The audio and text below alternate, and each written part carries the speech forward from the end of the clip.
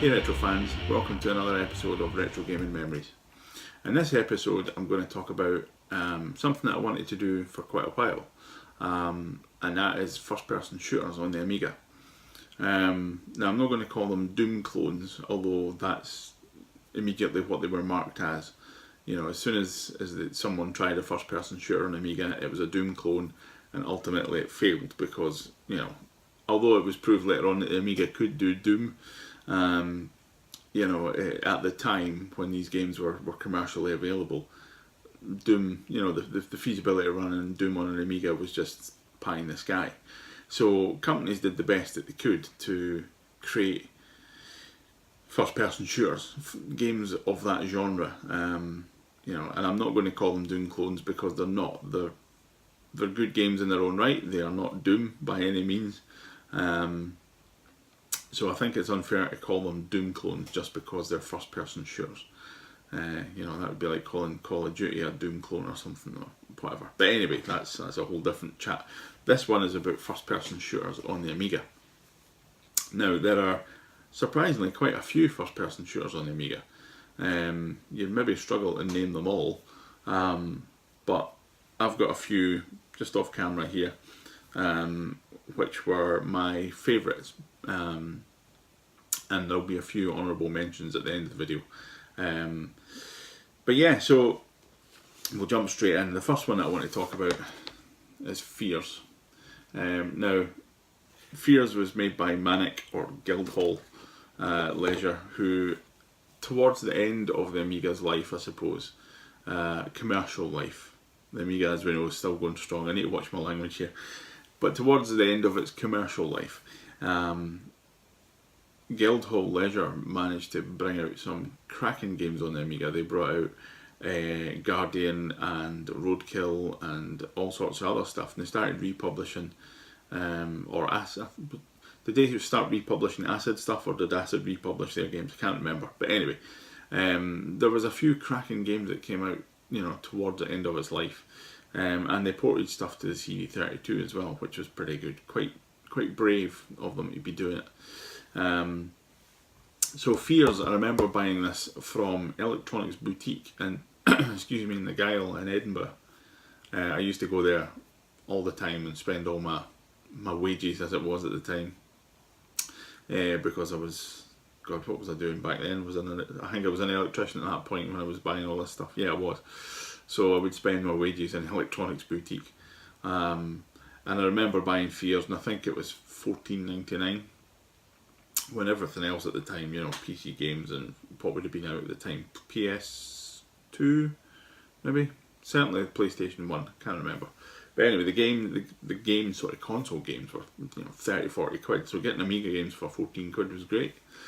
3DO and all that kind of stuff was out at the time, I seem to remember. Atari Jaguar, good God. Anyway, off on a tangent. Fears, I remember going in and buying that.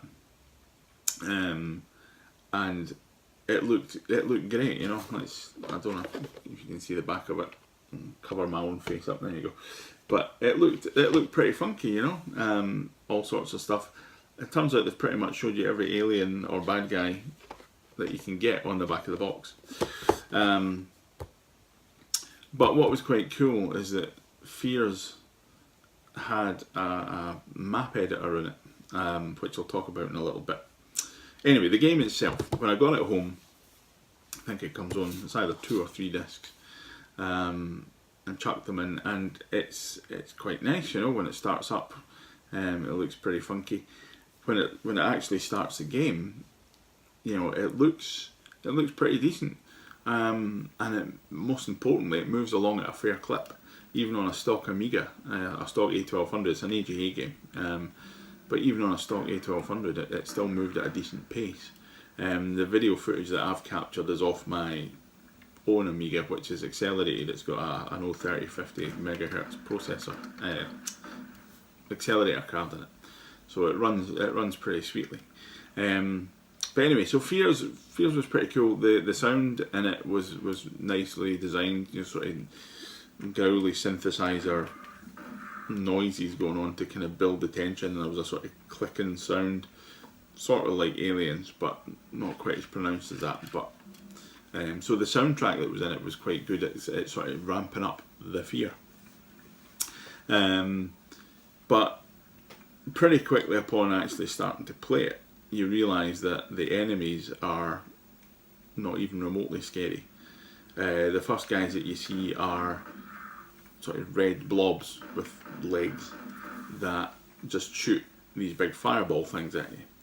And you've got to start. You start off with a rifle, sort of shotgun, and it takes 2 or 3 hits to take these guys down. But they just kind of move towards you. There's no animation in them. They just kind of slide towards you, and when you take them out, it just kind of changes the sprite from the normal kind of bad guy sprite to a sort of dead looking sprite with part of its brain hanging out. But there's no animation in it, it's just kind of instant flick of the sprite almost. So it was a little bit disappointing. And even kind of the other aliens that you start to see, the bad guys, one is like a fat green child wearing a blue romper suit. And again, they're not holding any weapons or anything. They're not kind of shooting at you. These fireballs just come at you. There are kind of Mekon type green guys and UFOs that float about and shoot you as well. So that was the first thing that kind of hit me. That there was no animation. At the time, I had played Doom. My pal had a PC, so I had played Doom. And I thought it was great, and obviously it's nice and smooth, and it looked great, and all that kind of stuff. And the variation in the enemies was great, and it gave you a kind of real context to what you were doing. Fears, unfortunately, fell down on that point. The aliens that you get in it, the bad guys, are just not scary, and there's no animation in them at all. Which is a real shame, because the actual game itself, the level design and all that, is not too bad. You've got stairs, you can go up and down stairs, there's drops into lava pits, there's doors that open up, there's doors that open secret bits, there's, so there's all the kind of the level elements of Doom. And I don't want to keep comparing these to Doom, but, to put it into context, that kind of stuff was all mainstream, and that's the elements that you wanted in one of these types of games. So all the kind of good elements of a first-person shooter that you would want from that era are there, and in that respect it was almost a little bit more advanced than Doom. Doom wasn't all on one level. You couldn't look up and down right enough, but yeah, so it had stairs and all that kind of stuff, and lifts and all sorts of things. So I had all the good elements you were looking for. Basically, the only thing that really lets fears down is the enemy design and lack of animation. If they had fixed that, this could have been a really good game. I keep pointing here. I've got the stack of boxes just off camera down here. So yeah, so it is very. It's not very disappointing. It is disappointing that they didn't get it right. Because it could have been so much more. Like I say, when the bad guys are coming towards you, there's no animation in them. I'll show you this again, but you'll see the footage anyway, because I've captured footage of it. So it's a real shame. There was one saving grace that was quite exciting, and that is that this was one of the first games to come with a level editor, an official level editor. It's on the disc. You can make your own maps, you can edit existing ones, you can add any of the weapons to any of the points, you can have doors, lifts, have your game going up or down, different actual levels or planes. You can pick any of the enemies from the game to put in at any point. So you can make your own levels, and you can save them and share them with your pals and all that kind of stuff. If they've got fears, you can load you could have saved it on disc and taken it around your pal's house and played your own levels. So there was great possibilities for fears, and I'm slightly disappointed that it didn't do better. It had all the makings of a great Amiga first-person shooter. If only they had got the enemy design right or better, it could have been a cracking game. And if I had the technical knowledge, I would try and deconstruct it and put in better enemies, but I've no idea how to do that. So it'll just need to stay what it is. So it's a bit of a shame. Fears was a bit of a damp squib. I would say probably it should have been called Slightly Disturbing Daydream instead of Fears, but yeah, real shame. It could have been so much more, but you know, it is what it is.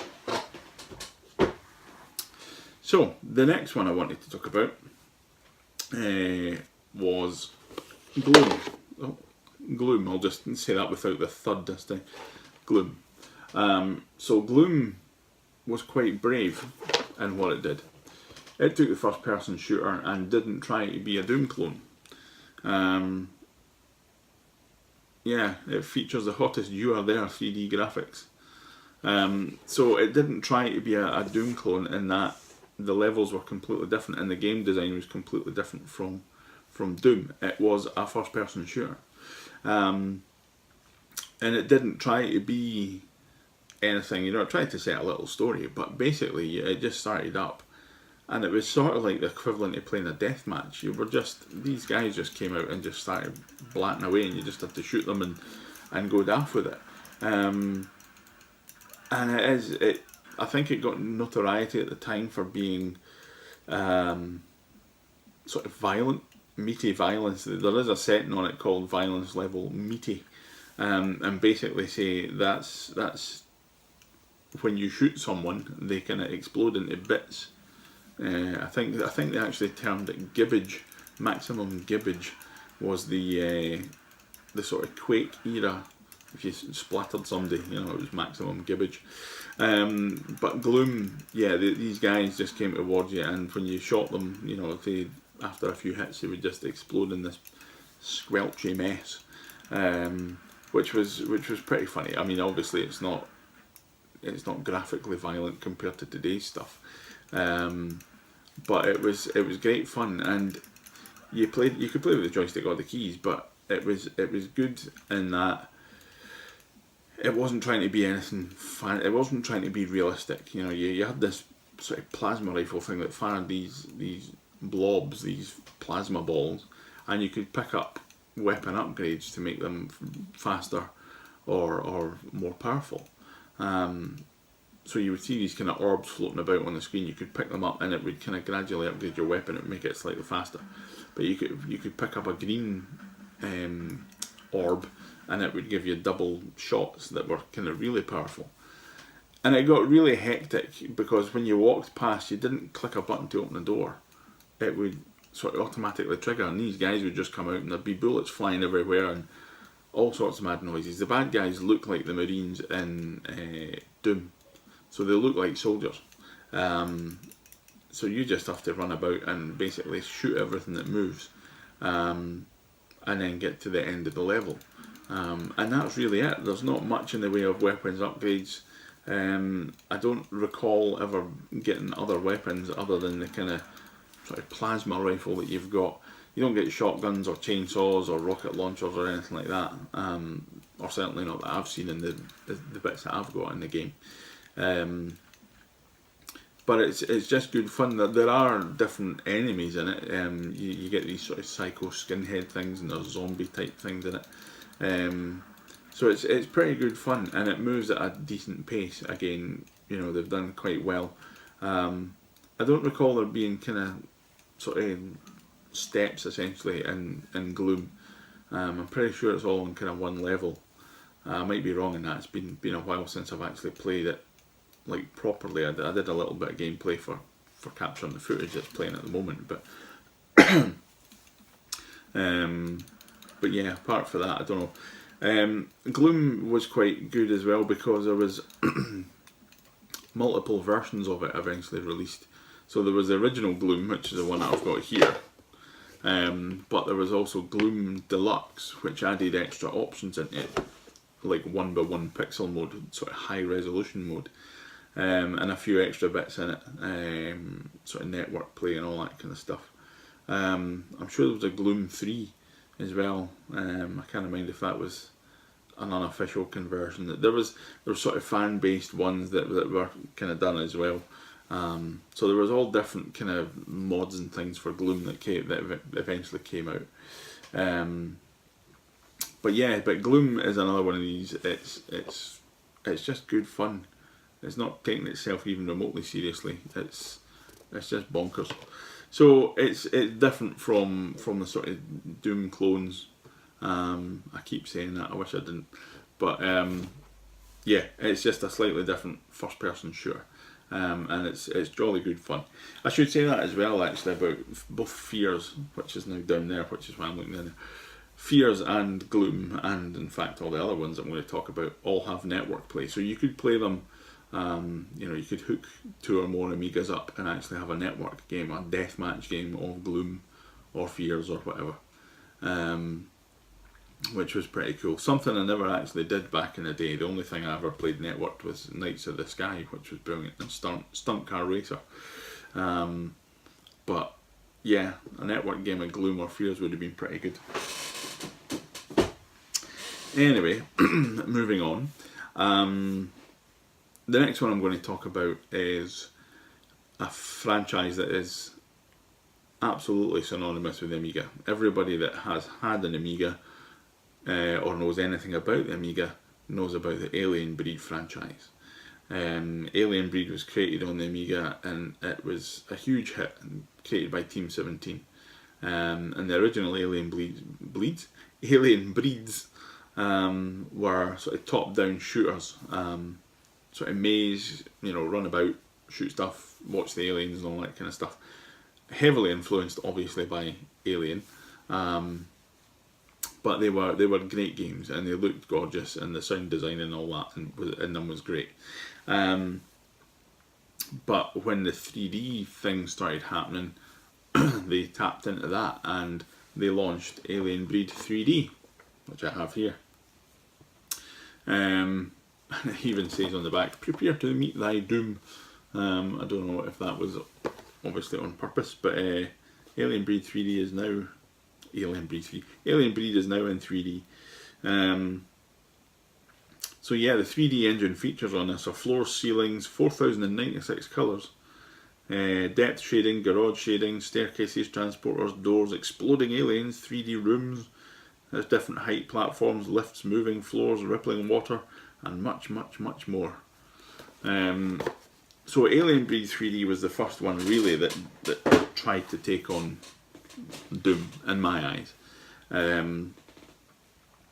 but it was quite good because it was its own license. It was its own alien character design and all that kind of stuff. So Alien Breed 3D is pretty good. They were quite clever about it. The window in Alien Breed 3D, as you'll see in the footage, shows that they didn't have to render 3D full screen. They put it in this kind of 3/4 size window with the kind of graphics running about the side to show your ammo and health and all that kind of stuff. So they reduced the window size, but it doesn't really detract from the game for me. When you're playing it, you get into it and it moves at a nice clip. It looks good. The sound design's good, and the first level, as you'll see in the footage, if it's not played already, is very like the first level of Quake, bizarrely, where you have to, the doors are hidden behind the kind of first 2 upper levels through the first door. That's taken straight out of Quake, but it kind of introduced the mechanics of the game and the hidden doors and what they did and all that kind of stuff. So it was good, and I mean, by the time you open the first door, second door, can't quite remember, you're straight in about it with with the breed coming straight at you. The red sort of, they look like red kind of werewolves or something, but you get your gun and just blat them, and it's the rifle sounds as well as out of the original Alien Breed games as well, so they've kept the whole thing as you would expect. But it's just a really nice movement from the sort of 2D to the 3D world for that franchise, and it looks great. It got, from memory, it got slightly marked down in that the graphics were a bit chunky. There were things that were trying 1:1 pixel mode and all that kind of stuff at the time, which was great and it looked lovely. A lot of these games do 1:1 pixel mode, but it becomes a slideshow. It becomes completely unplayable. And you'll see a little bit of that in the honourable mentions. But again, it didn't really matter to me. It's the game itself I think it played in 2x2 pixel mode, but it moved at a great pace. It didn't slow down. Even when there was enemies on screen, it didn't slow down, which was the important thing. And like I say, the fact that the game was in a window, it helped from a technical point, but it didn't detract. You didn't play the game thinking, oh, I'm only looking at 3/4 of a screen. You forgot about all the stuff at the side, and it just played really well, and it sounded great, and there were things in it like transparent water. You know, there's a bit where you come into a sort of pool and you can see one of the breed running about in the water. And you can get into the water and you can shoot the breed through the water. I can't remember if you can look up and down, but certainly whatever's in your line of sight, a bit like Doom, it will shoot it. So you know, as long as you're shooting in the general direction of the breed, it will shoot it in the water, even though you're not looking down into the water. But when you're in the water and stuff, the sound effects all change as if you're underwater.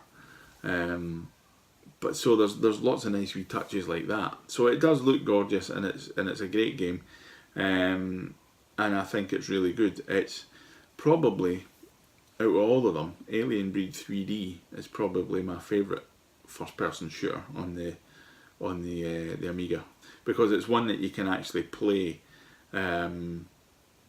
and be engaged by and enjoy. Fears is alright, you know, there's a bit of nostalgia there because it was one of the first ones that I bought, and I like the look of it. Like I said at the beginning, the level design and stuff, the aesthetics of the levels, I quite enjoy, but the aliens are just pointless, and it just really destroys it for me, which is a shame. Gloom is a different kettle of fish. It's just a runabout, shooty, crazy, you know, it's not a... The levels in that aren't very long and all that kind of stuff. There's not much exploration required.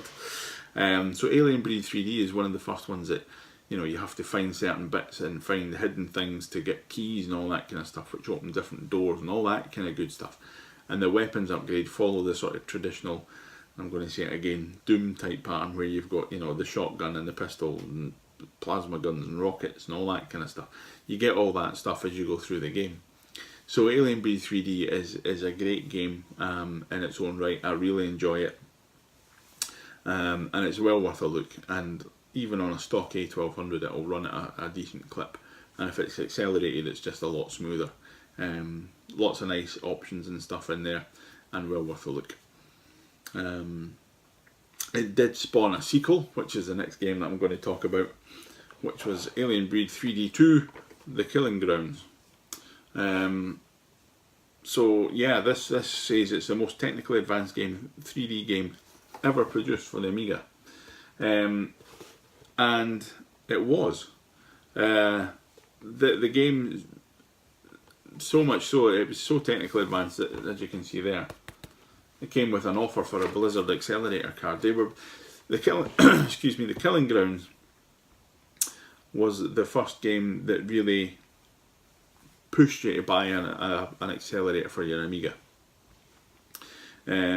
Nothing before that, no game before this prompted you, really pushed you to basically say, if you want the best experience from this game, you need to upgrade your Amiga. And that is what, I still believe that's what kind of, not killed the Amiga, but dropped it out of the market. You know, the games were moving on technically.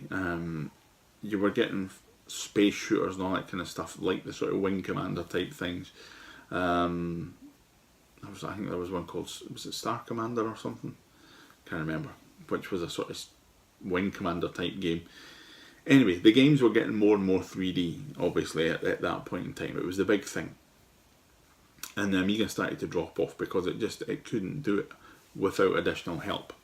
And the accelerator cards that were coming out were basically floating point units. They were just accelerating the processor. There was no graphics acceleration in them. If you got into the high end Amigas like the A4000s and all that kind of stuff, you could put graphics accelerators in them, the Picasso cards and all that kind of stuff. But the A1200 had a very limited upgrade potential. Some people did rip them out and put them into towers and all that kind of stuff, but as it came, you couldn't just plug a card into the bottom of it. And I totally get why companies didn't push, you know, and start creating these things, because it wasn't commercially viable at the time. But I think if they had taken that on board earlier and made an actual graphics card essentially for the Amiga, then, excuse me,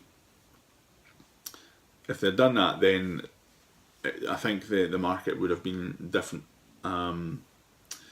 Because the Killing Grounds, like I say, it was the first game that I know of that pushed you to buy an accelerator. So much so that there are different versions of the game in there that support your hardware essentially. There's a 2 megabyte stock A1200 version of the game with lower resolution textures, lower resolution sound effects and all that kind of stuff. Still looks great, still plays well. There's a 4 megabyte version where if you've upgraded your machine, it will give you the best experience. It will give you high resolution textures, high resolution audio, better lighting effects, more screen resolution and screen estate and all that kind of stuff. So you know, it was a real push. I still have actually the offer card in here. What does it say?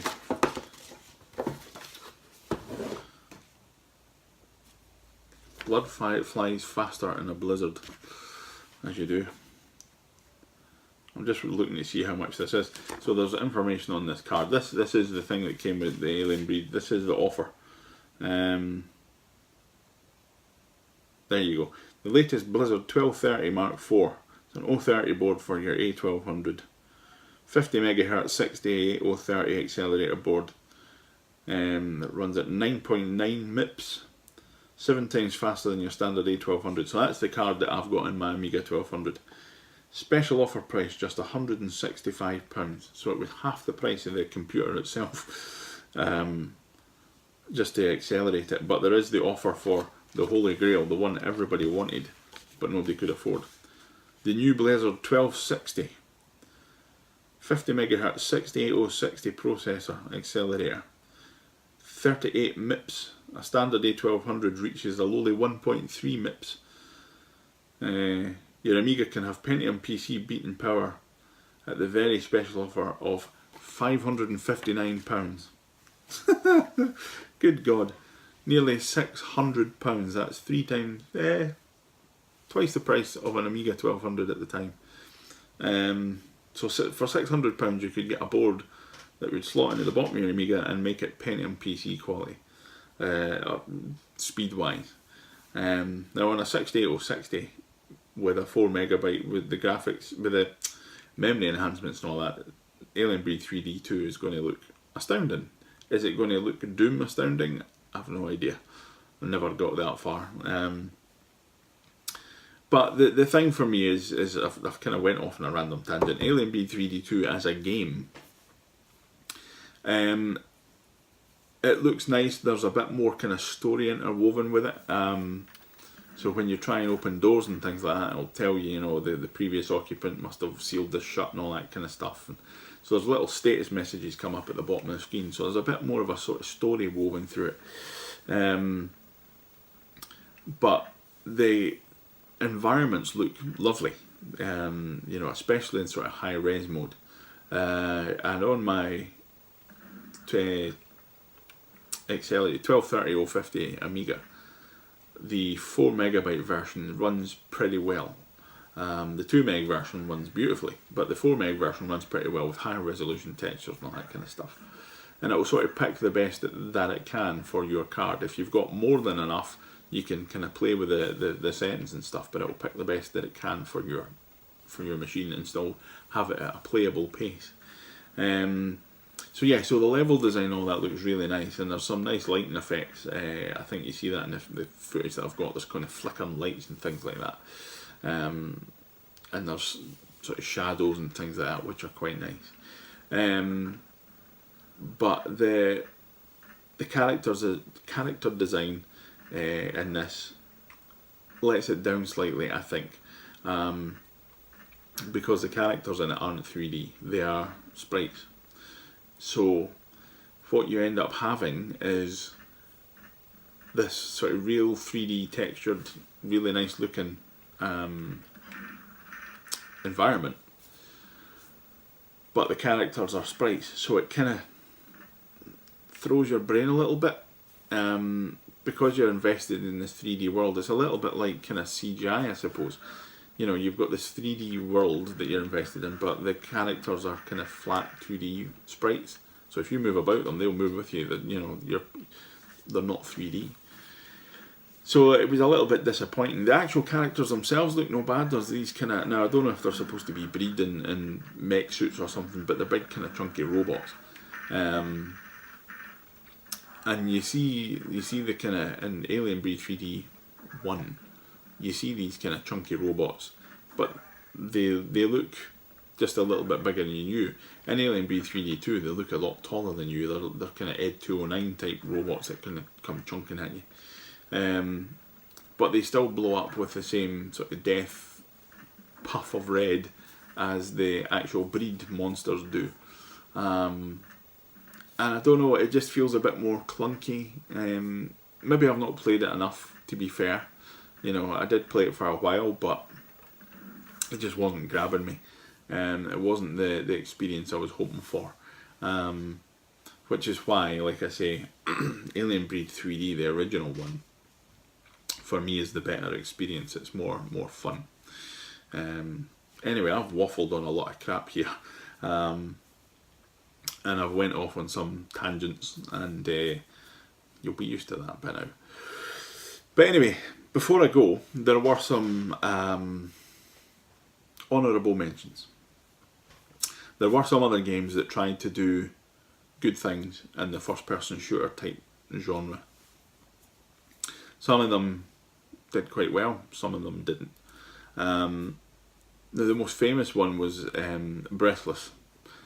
Breathless came out, I think it was Power Computing, and I think they basically brought it as a tech demo to try and sell accelerator cards. And I'm pretty sure it was one of the first games to boast 1x1 pixel mode, this high resolution pixel mode. And when you start Breathless, it looks lovely. You know, the environments now look really good. When you start walking about, it's another story. It doesn't. You really need an accelerated Amiga. I mean, you'll see in the footage that it's just really chunky, even on my 1230-050, which has got enough grunt in it to run stuff at a decent clip. It just chunks along. Not quite slideshow, but you know, it just kind of chunks along a little bit. And it immediately falls on its arse when you open the first door, because the enemies come towards you, and they're, no matter what resolution or how many graphics cards you've got in your Amiga, you know, you run it at 1x1 pixel mode, the characters that come at you are not, they're obviously pre-rendered, they're not in 1x1 pixel mode. And they're like these little sort of half-height, bizarre, manic, don't know what they are, dwarfs, children, I have no idea, but they're kind of metallic cyborgs, something, I don't know what the hell they are. And you fire these things that sound like you're firing a machine gun, but it looks like you're firing grenade shells at them, these huge cells. And it rapidly falls apart, because those are the only enemies that you see, and the screen flashes red when you're getting hit, but it stays red while you're getting hit. So all of a sudden the screen's all red, you can't really see what's going on, and it just rapidly falls apart. And I think it got pretty mediocre reviews because of that kind of thing. So yeah, Breathless was not a contender. It wasn't brilliant. The next one I was going to talk about was NEMAC 4. Now, I don't remember much about this at the time it came out. There was this in sort of Genetic Species. I don't have Genetic Species, even though that eventually came out on an Amiga cover CD. But NEMAC 4 came out, and it's one that looks gorgeous. It looks cracking. There's a lot of options when you start up. There's a little dialog box comes up, and you can pick your level of graphics and all that kind of stuff. You can pick super high res and whatever you want, and your control schemes and all that kind of stuff. You can alter the screen sizes and window sizes and pixel modes. So if you put it in 1x1 pixel mode, full screen, it's not even a slideshow, it's just a picture. You know, you press the key to move, and a couple of seconds later the screen will just become a different picture. and so on. It'll just it's just unplayable. When you play it at a kind of normal resolution, it actually looks alright, and it's different in that I think, can't remember the backstory, but you basically see two guns pointing out, and you're this sort of Ed 209 type robot from what I gather. But it's quite nice because the keys, I'm just looking at my Amiga here, so the control key is your machine gun, shift key fires your plasma rifle, and I think alt, if you've got them, fires grenades. So you've got these kind of three keys that you sit, and you've got different weapons, which is quite nice, and you can fire them all at the same time if you want, so it can get a bit chaotic. So it's quite nice to have these different weapons, and like I say, the kind of guns, instead of having the gun in the middle, which is like all these Doom clones, you had these two guns kind of sitting at the side of the screen, which was pretty cool.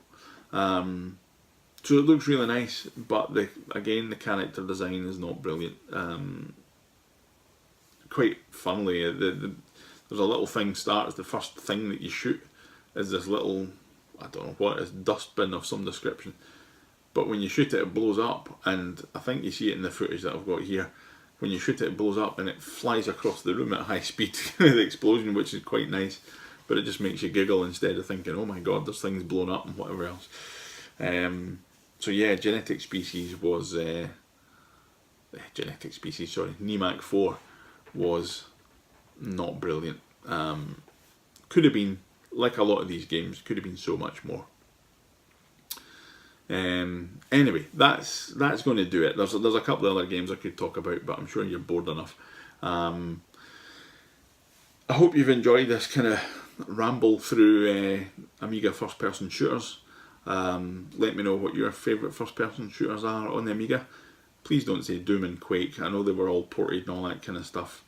I don't consider them Amiga games. It's a whole different argument later on, but yeah. If you're going to comment, please stick to just Amiga titles. I know Doom eventually got ported to the Amiga and all that kind of stuff, but yeah. Let me know what your favourite Amiga first-person shooter is. Thanks for watching. Subscribe, comment, like, all that good stuff, and I'll see you next time.